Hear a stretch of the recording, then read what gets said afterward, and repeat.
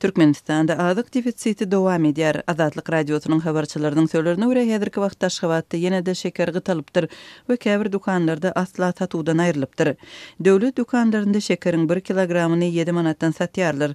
Bu hem soňky günlerde gytaldy. Käbir dukanlar asla satmaýar. Hususy dukanlarda şekeriň 1 kilogramy 9 we 10 manatdan satýarlar we onuň tiz wagtda 15 manat boljagyny ýuwaşlyk bilen duýdurýarlar diýip Azatlyk radiosynyň Aşgabatdaky habarçy saýdýar. Onuň söýlerine görä hususy dukanlarda şeker satuwda bar, emma has ýokary bahadan. Şuňlar Aşgabatyň azyk dukanlarynyň öňünde uly nowatlary görmek mümkin.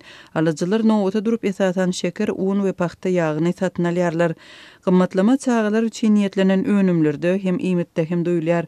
Şunlar ýurtda öndürilen pampersleriň 8 we 10 sandysyny öz içine alýan gabynyň bahasy 10 manatdan 14 manat içinlik gymmatlady. Çagalar üçin niýetlenen malutka atly tüýtli önümiň bahasy 35 manatdan 68 manada çykdy. Birnäçe gün mundan öň Nutrilak atly tüýtli önümiň 400 gramlyk gutusynyň Aşgabatda 105 manada ýetenligi habar berilipdi. Azatlyk radiosynyň Aşgabatdaky habarçysynyň 23-nji maýda habar bermegine görä, gytalýan dermanlaryň sany hem köpelipdir. Damarçy tanjym üçin suwukluklar satuwdan ýitirim boldy. Ýoksa da olar ýurduň içinde öndürilýär.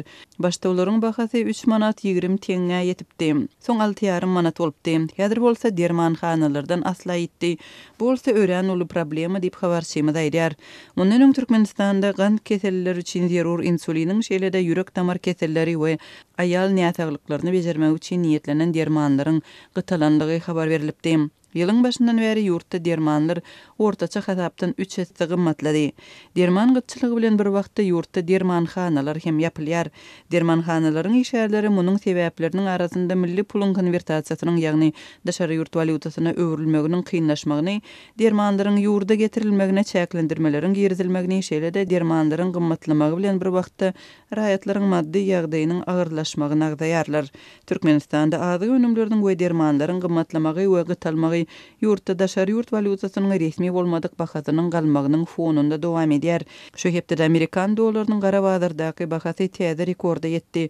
23-nji maýda Aşgabatda 1 dollar elden ortaça 22 manatdan da 23 manatdan satyldy. Türkmen manadynyň Amerikan dollaryna bolan resmi gatnaşygy 3,5 manat derejesinde üýtgewse saklanýar.